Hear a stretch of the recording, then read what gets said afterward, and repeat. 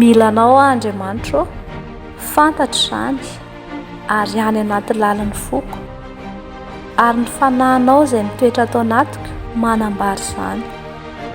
Milanao a Tompo, milanao mba hameno ahy sy hikasika ahy amin'ny fomba manokana mihoatra noho ny tany aloha. Milanao mihoatra noho ny zavatra rehetra. Milanao ny fiainako, ny asa fivelomako, ny tokantranoko, ny vady aman-janako,